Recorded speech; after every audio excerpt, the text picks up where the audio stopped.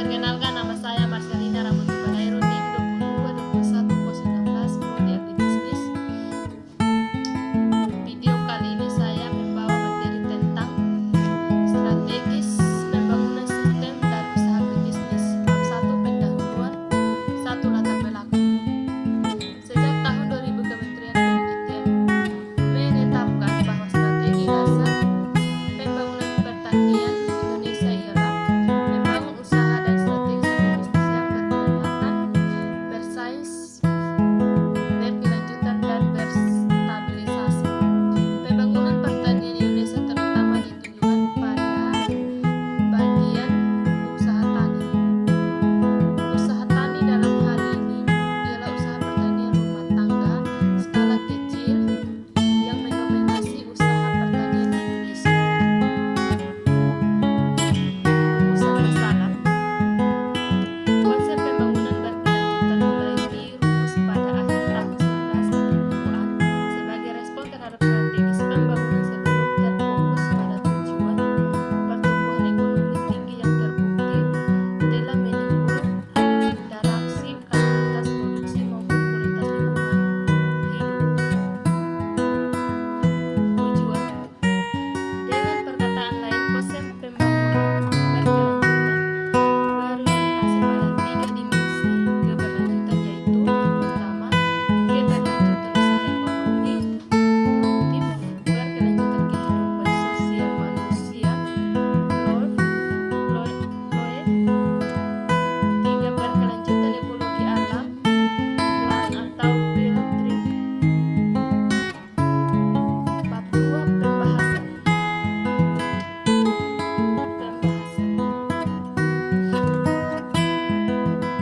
Yang pertama, dimensi ekonomi. Berkaitan dengan konsep maksimal adalah pendapat yang dapat diperoleh dengan setidaknya mempertahankan aset produksi yang menjadi basis dalam memperoleh pendapat tersebut. Indikator utama dimensi ekonomi ialah tingkat efisiensi dan daya saing. Kedua, dimensi sosial adalah orientasi kerakyatan berkaitan dengan kebutuhan akan kesejahteraan sosial yang dicerminkan oleh sosial yang harmonis, termaksud tercegah konflik sosial. Privasi keragaman budaya dan modal sosial kebudayaan, termaksud perlindungan terhadap suku minoritas. Ketiga, dimensi lingkungan alam menetapkan kebutuhan stabilitas ekonomi alam yang mencegah sistem kebutuhan biologis dan material alam, termasuk dalam hal ini ialah terpeliharanya keberagaman hayati dan daya lentur biologis, sumber daya genetik, sumber daya tanah, air dan argomat, serta kesejahteraan dan kenyamanan lingkungan.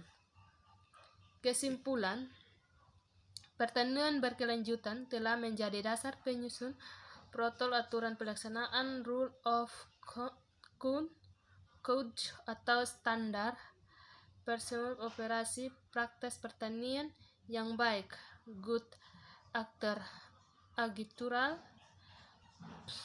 principles. Saran. Agar dapat dipercaya secara Indonesia, maka perusahaan harus memiliki sertifikat yang diberikan oleh lembaga independen berputasi internasional yang biasa disebut Ecolabel. Sekian dan terima kasih.